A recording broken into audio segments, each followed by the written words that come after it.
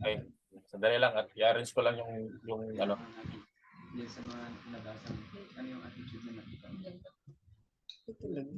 Okay, sige. So, salamat Brother Mark.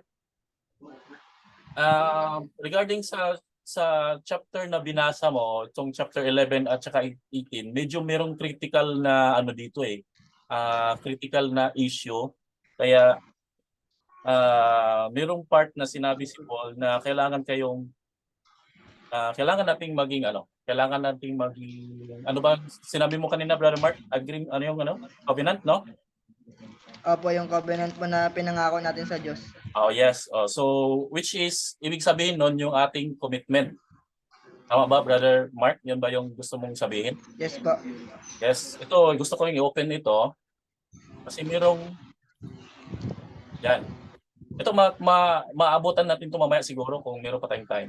Pero sabi dito kasi sa 16, merong isang bagay na dapat nating maintindihan nung sinabi niya na tradition of the world versus gospel culture. Minsan kasi sa mga taga-Corinthians, nakikiuso pa rin sila. Sa ating panahon parang ganoon eh, na parang hindi naman siguro masamang makipiesta. Masama ba? Hindi. Masama? Hindi. Hindi naman siguro masama, no? Kasi parang pero yung hindi ka magsimba dahil makipiesta ka, iba na yon. Pero kung kumakain ka lang, masama ba? Hindi. Makain ka lang siguro kasi binigyan ka ng kapitbahay nyo. Makain ka ng dinuguan or ano ba yung mga putahe nila. Ako wala pa tayong official na talaga diyan sa simbahan, but sa belief siguro kung tingnan natin if hindi naman tayo nakikimingle sa kanila, hindi naman tayo nakikiuso, wala naman tayong ginawa, binigyan lang tayo ng pagkain, then why not, no? Kung bakit hindi, no? I-accept natin. Pero ang problema ay brother, punta tayo doon sa barangay ganito ganyan. At merong doon, merong palabas, no? Yung mga piyesta, no? Alam natin may mga palabas eh. O may mga beauty, mga fashion or ano pa yan. So, yan ang problema. Nangyari ito sa mga taga Corinthians, which is yung mind pa rin nila, even though they already know the gospel, pero yung kanilang mga understanding, kanilang mga ginagawa, nakikiuso pa rin sila. No, parang nandyan pa rin yung kanilang luma na tradisyon. Okay? So kaya nga yung sabi ni Paul na touch not, saan ba yun banda yung sinabi mo brother, yung touch not the unclean thing and I will receive you. No, sabi niya. And meron akong part dito na question. No, ito parang ito medyo critical na question to. It is okay or is it okay to marry someone not of the same faith? Okay lang ba? Ito ako, sinong sa inyong sasagot. Okay lang ba na ano ba yan sa Tagalog? Mapangasawa or mangasawa ng tao na outside sa ating paniniwala? Sige, sinong makasagot? Okay lang, walang problema. Sige, si Brothers Bay. To be honest, Brother Jerry, it's okay to be married with someone na hindi kayo same ng faith. But you have to consider the barrier. Kasi ikaw, meron kang pinapamuhay na standards. Hindi siya aware dun sa standards na yun. Medyo mahihirapan ka sa part na i-lead siya, ituro siya sa tama. Minsan masasakal pa yan eh. Sobrang higpit naman, ganito, ganyan. Ang daming bawal, parang nakakasakal talaga. Bali, you have to consider those factors if you're going to marry someone who is not the same faith. Bali, kailangan mo i-consider yung mga ganung bagay. Dapat advance ka mag-isip eh. Dapat alam mo na ganito yung mangyayari sa iyo. okay lang siya. Basta't kaya mo siyang i-handle. Pero ang ina-advise sa atin talaga ng ating prophet is to marry someone na may same belief katulad natin para yung adjustments na gagawin natin is ano lang siya, onti lang. Yun yung mga ano, yun yung mga problema lang sa cycle ng buhay. Hindi na natin kailangan problemahin yung ano, yung mga beliefs. So yun lang brother ano, Jerry. Okay, sige. Anything else? Meron pang sasagot dyan si Brother Angelo or Sister Abigail kung meron kayong addition bago tayo mag-proceed. Bago ko isabihin yung aking opinion. Meron ba? Okay Yes? na po, brother. Wala na ba? Okay, si Sister okay lang, wala na. Nabanggit na po ni Brother SB. Okay, sige.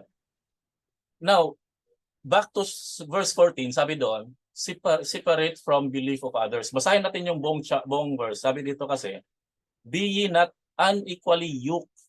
Ito yung question natin kanina. Unequally yoked together with unbelievers. For what fellowship hath righteousness with unrighteousness? And what communion hath light with darkness? Ibig sabihin, it's okay if that's your desire to, or if that's what you choose, no? Kasi meron tayong freedom meron tayong free agency. We have choices. But it is not okay according sa scripture. You get what I mean? Sa atin na ano, may mga prinsipyo tayo.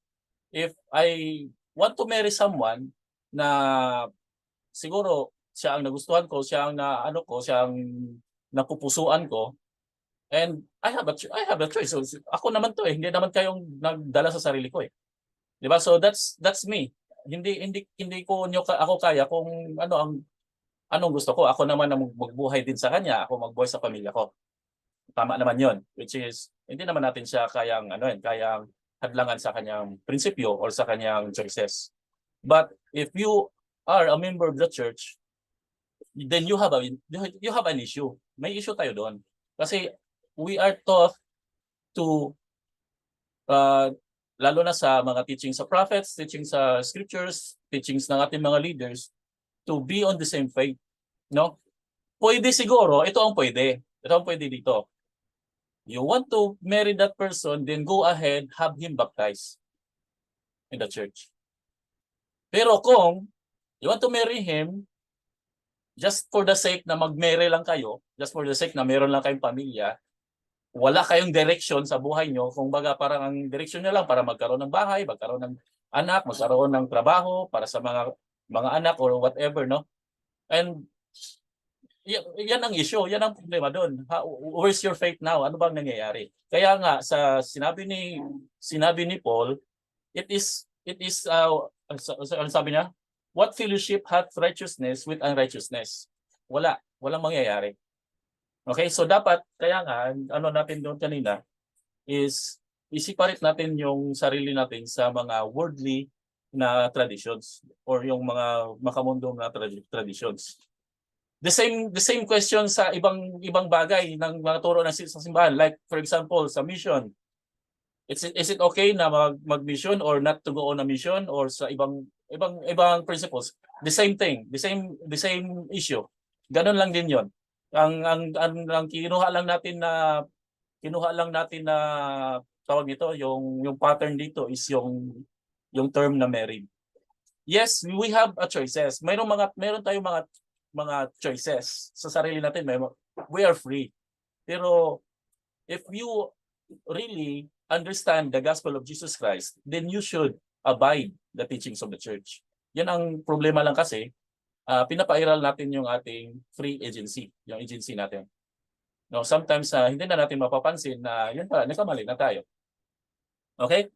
So, anything else? Bago tayo mag-proceed? And Brother Mark, maraming salamat at na-open mo 'yan. And na tawag nito, napag-discuss natin yung konting So, Brother Angelo? Hello po, brother. Yes, ano nga ba yung sa'yo? Yung pangatlo po, brother. Okay, sige. Chapter 7. 1 to 7. Okay. Sige po, brother. Basahin ko na po. Sige, yung part mo gusto mo.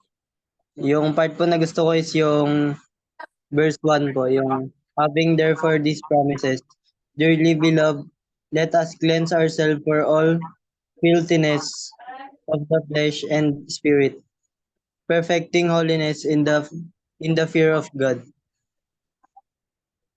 Okay. So, yun po. Sabi po dito, kailangan daw pong maging malinis tayo. Malinisan yung katawan natin at saka yung spirit natin. Pwede pong malinisan yung katawan natin, spirit natin sa pamamagitan po ng repentance. Yes. Kapag nag-repent po tayo, sige po, brother. Okay, sige. Tuloy mo lang. Kapag nag-repent po tayo, malilinisan po yung mga kasalanan na ginawa natin. Tsaka po, mas mapapalapit po tayo kay God, kay Heavenly Father.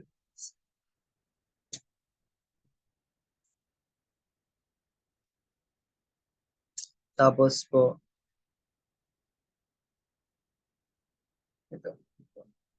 tsaka po, ito rin po yung isa pong gusto kong verse, yung verse 4 po, yung great is my boldness of speech toward you. Great is my glorying of you. I am filled with comfort. I am exceeding joyful in all our tribulation. Dito naman po, yung dapat po straight to the point tayo pag magsasalita. Kahit po alam po natin na na masasaktan po yung sasabihan natin, pero makakabuti naman po sa kanya. Kailangan po nating sabihin yun.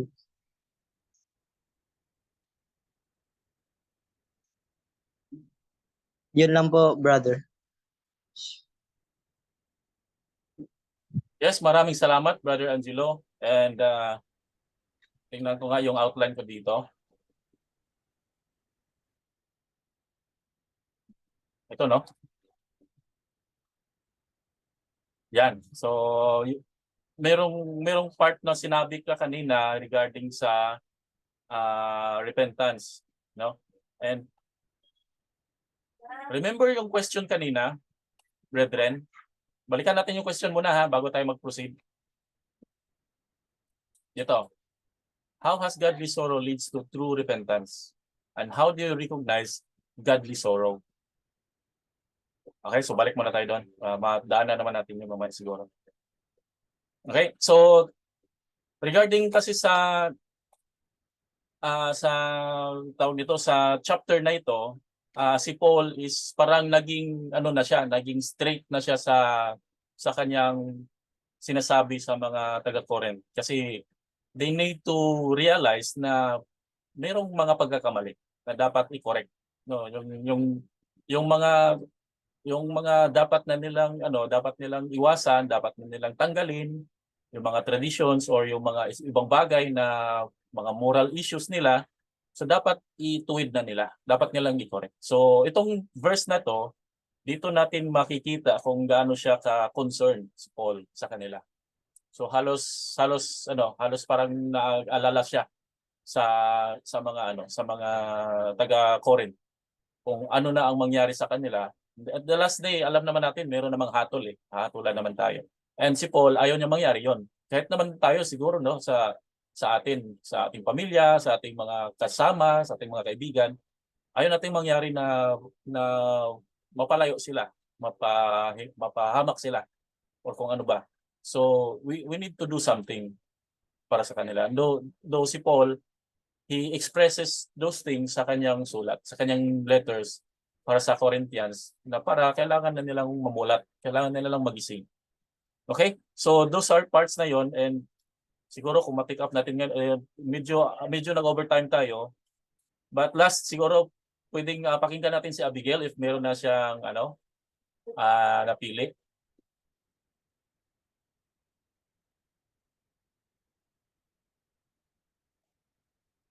Sister Abigail, okay ka na? Ano po. Actually po, wala pa po talaga akong maano kung alin po dito yung Medyo marami ba? Naguguluhan ka sa ano? pinaponder ko po brother yung dito sa chapter 12 po, Chapter verse 12? 14 to yes po, Ito. pinaponder. Ito. Okay, sige sister. Ito, tulungan kita. Meron naman akong outline dito. Personal outline. Sige. Wait lang po. Pwede po makita. Ha? Yung dito po sa may verse 14, Behold, the third time I am ready to come to you, and I will not be burdensome to you. For I seek not yours, but you. For the children ought not to lay up for the parents, but the parents for the children. Nagustuhan ko po kasi itong verse na yan dahil para po sa kami pinaparating po dyan is yung yung kagustuhan po dito ng Heavenly Father para sa atin ay yung tayo mismong lumapit sa Kanya. Kung nagkakasala man po tayo is mag-repent po tayo. Yung gusto po niya is yung tayo mismo, hindi yung kung ano yung meron tayo, yung mga temporary things or mga bagay na hindi naman po natin madadala sa next life. At yung dito rin po is yung niya dito is yung pagmamahal niya para sa atin at ganyan din yung pagmamahal natin sa mga taong nakakasalamuhan natin. Na dito is kung ano man po yung mga bagay na halimbawa po is yung nagkasala tayo sa mga kaibigan natin or nakagawa tayo mga kasalanan. Ipairal pa din po natin yung pagmamahal po natin sa kanila. Dahil yun po yung kagustuhan ni Heavenly Father na pagmamahal pa rin po yung mga ibabaw po. At pagmamahal pa din po yung unahin natin sa choice natin. Hindi po yung pagiging mataas na pride or mga bagay na hindi po ikakasay or ikakaligtas po natin. Yun lang po.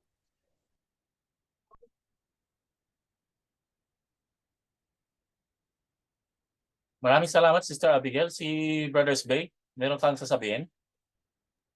Opo. Gusto daw po mag-recite ni Sister Krisha. Sige.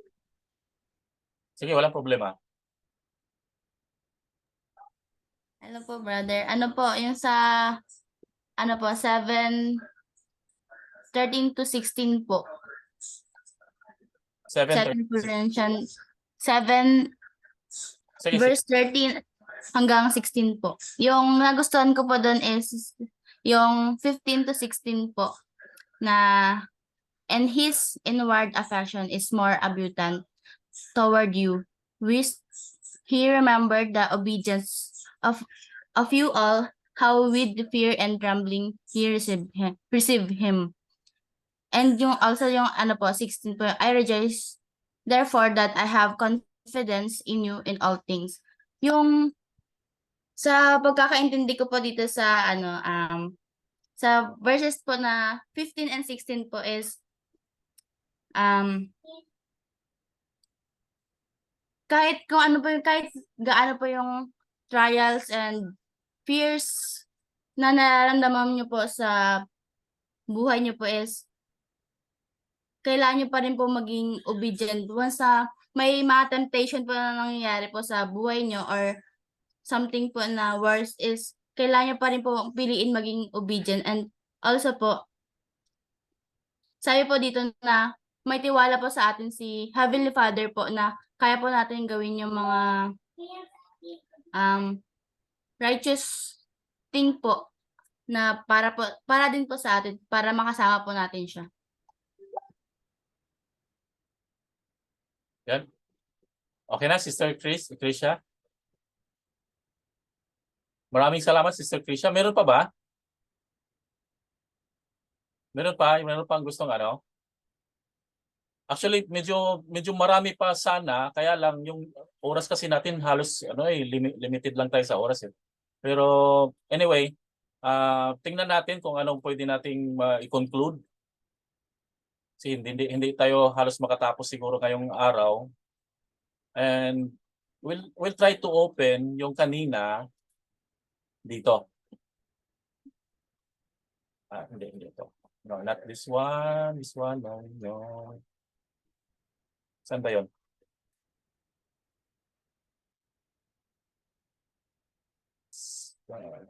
Ito. No, not this one. Saan kaya yun? Oh, there. So, dito tayo sa godly sorrow worketh repentance. So, sa 2 Corinthians chapter 7, verse 8 to 12.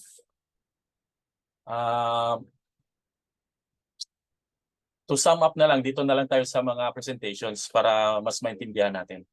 Hindi na lang natin basahin yung Paul's letter. Actually, it's a video lang. The same what kung anong nakita nyo sa video, yan lang din yung nababasa dyan. And dito tayo sa sinabi ni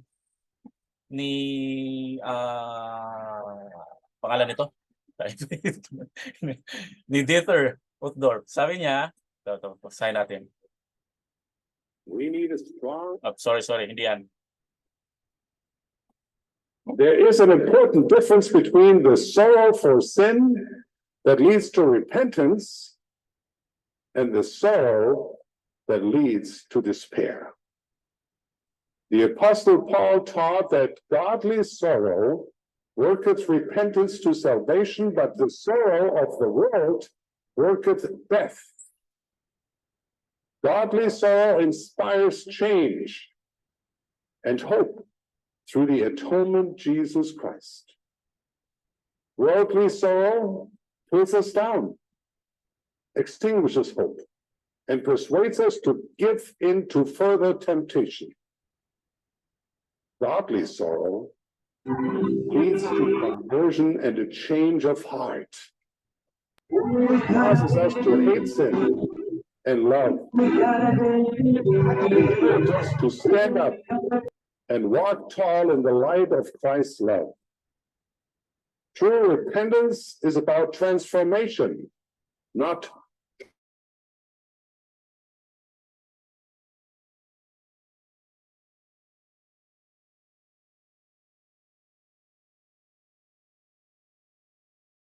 steps in the sacred process of repentance.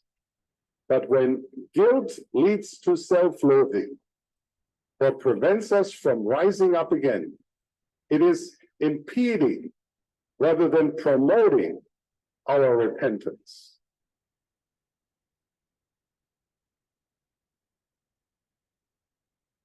Right?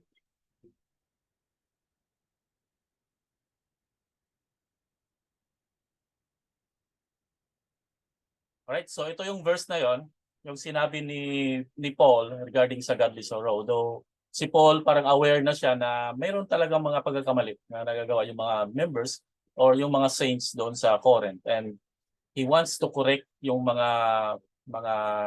tao, no? So he wants them to repent and accept yung repentance through sorrow, yung tinatawag na godly sorrow. Kasi dalawang klaseng sorrow eh.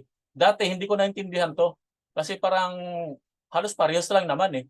No, parang dinagdagan lang ng godly, no? Yung word na godly. Kasi kung sabihin mong sorrow, siyempre nalulungkot ka, di ba? Nalulungkot ka dahil mayroon kang pagkakamali. Pero yung godly sorrow, it's a different word compare sa worldly sorrow. Just say for example, sabihin natin nalungkot ka dahil ikaw ay sa halimbawa nakagawa ka ng yung law of chastity. Sabihin na lang natin, ganoon na lang yung sitwasyon. And to think na limited yung mga yung limited yung mga gawain mo. Hindi ka makapag partik ng sacrament, hindi ka makapag mga bagay na hindi ka pa maka-work sa missionary, hindi ka maka-talk or kahit ano. But if you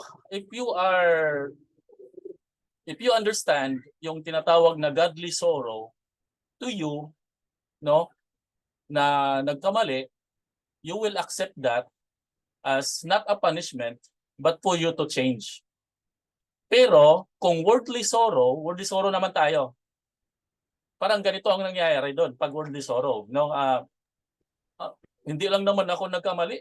Bakit si ganito ganyan? Hindi naman nag-mission, no? Parang okay lang naman. So parang ganon, you rationalize and you justify na okay lang naman 'yun, no? Wala namang nangyayari. Si brother so and so nga nagsimba pa rin, nagpartik na nga ng sacrament eh. So yun, nakita niyo yung difference.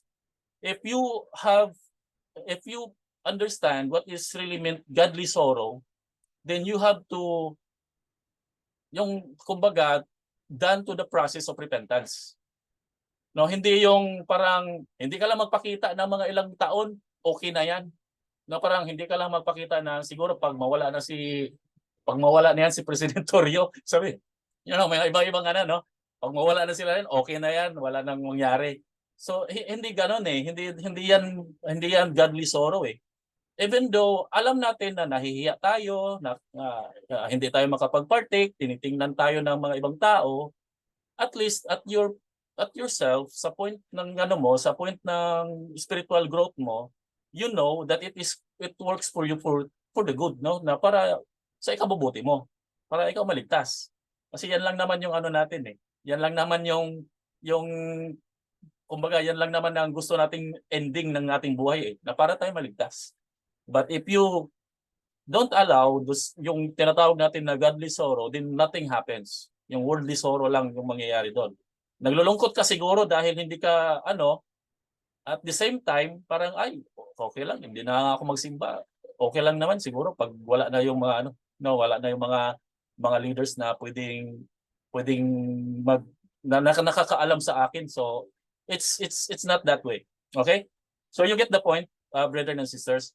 Paul sa moment dito is dahil sa kanilang mga misunderstanding, siguro sa pagkakamali, he wants them to correct, no, na kailangan tayo as saints, as members of the church, ay intindihan natin yung tinatawag na godly sorrow.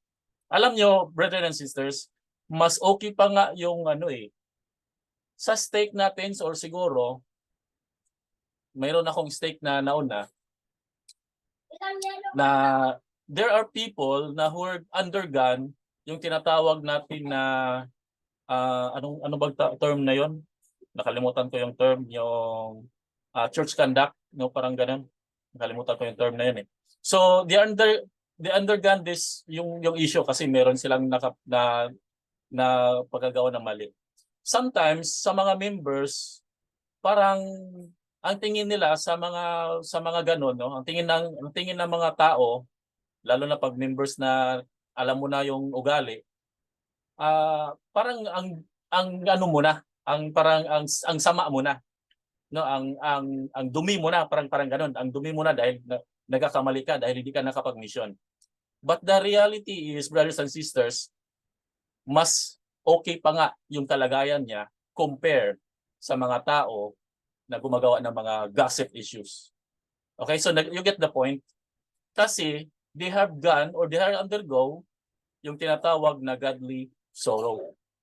Ganon yun. So hindi naman siguro necessary, brothers and sisters, na pagtawanan sila or kutsain or anong gusto nating sabihin sa kanila, because they have done things na nakakasama sa kanilang salvation. But if they're gone through the process and they have felt na siguro para kailangan nila magbalik loob at kailangan nila mas okay ang kalagayan niya compare sa mga members na halos walang naintindihan sa simbahan kundi pangungutya lang. Okay? So, yun yung point ko dito, brothers and sisters, is be fair, no? Maging ano ba yan? Pantay? Patas. Maging patas tayo sa kanila. No, so they're still the children of God. God still loves them.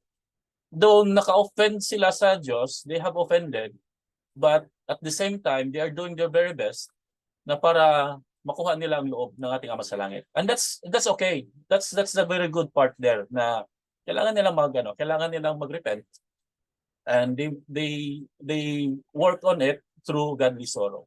Okay? So anything else? Bago ako mag-close siguro, ako ng mga questions sa inyo kung mayroon kayong hindi naintindihan or kasi medyo nag-overtime tayo. Okay lang ba sa inyo? Brother Isbay, okay lang ba sa iyo yung oras? Okay lang? Sino pa ang sino to? Si IC? Si IC? Hindi kita narinig kanina.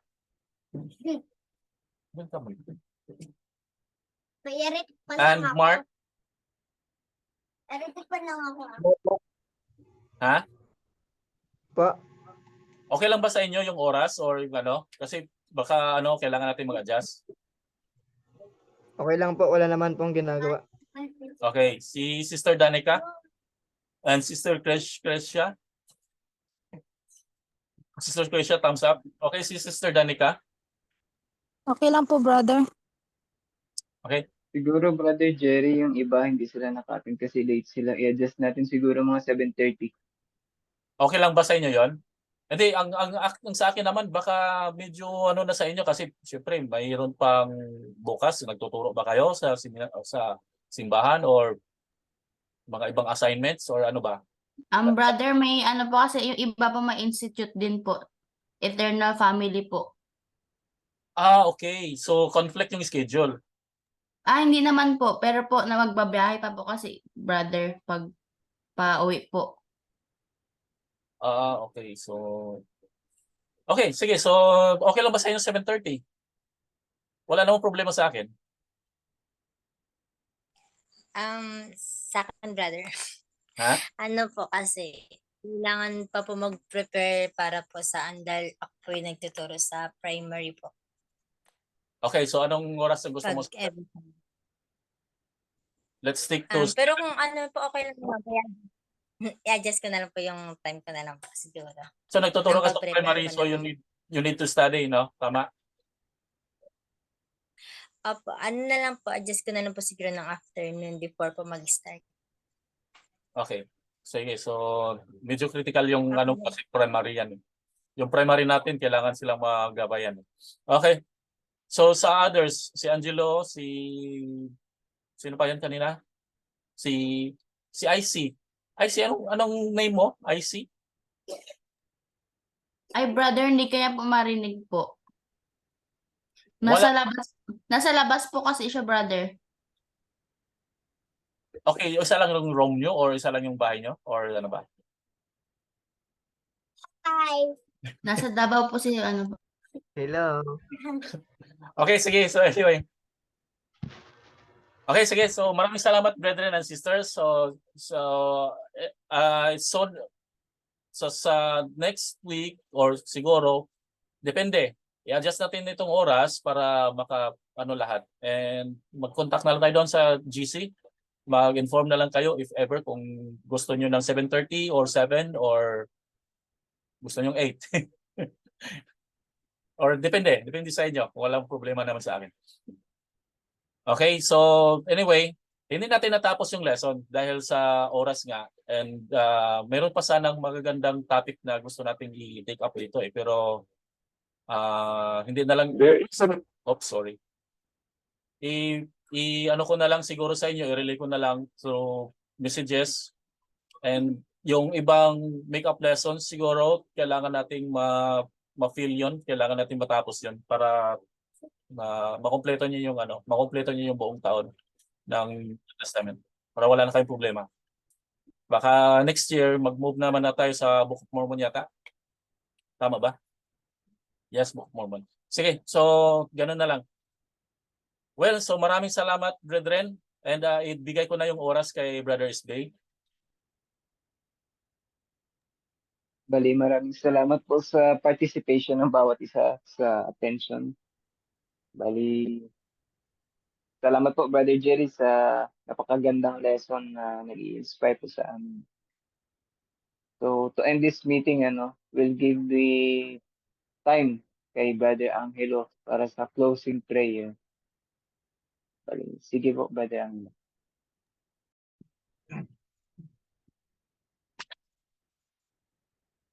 Heavenly Father, nagpapasalamat po kami sa oras na pinagkaloob niyo sa amin. Nagpapasalamat po kami sa mga blessing, tsaka po sa mga lesson. Nagpapasalamat po kami sa mga tsaka ligtasan na binibigay niyo sa amin araw-araw. Hiniling po namin na maging ligtas po ang bawat isa. Hiniling rin po namin na gabayan niyo po kami. At hiniling rin po namin na marami po may apply po namin ang aming mga natutunan. Ang dalangin ito ay iniwan namin sa batamis na pangalan ni Yesu Cristo. Amen.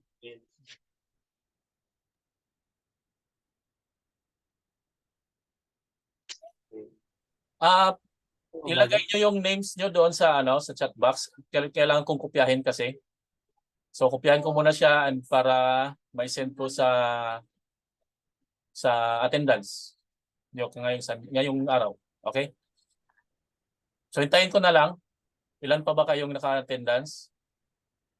10.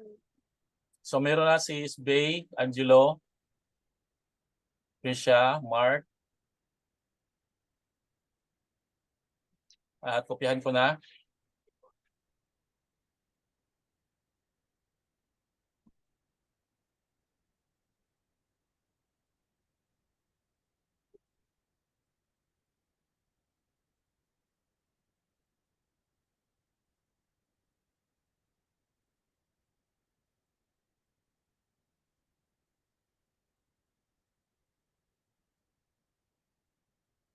And maraming salamat. So if ever kung okay na, wala na kayong nagawa nyo na yung part nyo, pwede na po tayo mag-exit.